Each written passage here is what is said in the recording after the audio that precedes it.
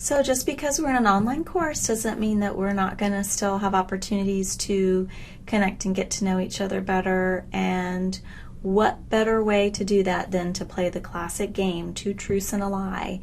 So I have a Google spreadsheet that you all can access through D2L in the very first discussion board for the week. And we're going to break up this activity in groups of 3.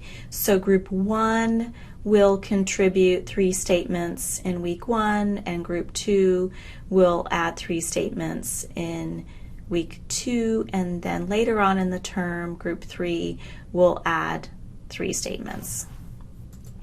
So going back to the Google spreadsheet, I've gone ahead and I've added my 3 statements, and you have to decide whether or not you think these are true or false.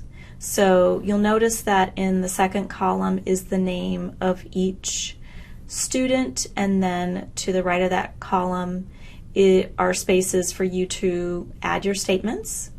And then there are a series of smaller columns, and the headers for those columns have the initials for each student in the class. So I pretended like I was Adam, and because his letter initials are AG, and he thinks that my favorite ice cream is mint chocolate chip. He thinks that statement is a lie, so he put an L.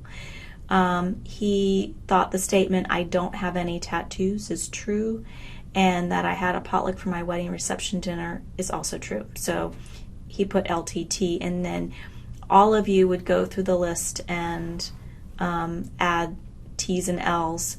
Then near the end of week 1, those of you in group 1 who added your statements will put your answers here so that they'll be revealed, and we will see who can stump most students in the class.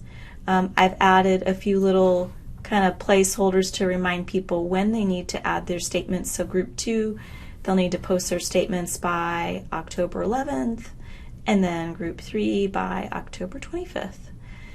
And then in the discussion board, I've kind of left this open so that you can elaborate. It would be great for each member just to write one little short statement about either a truth or a lie.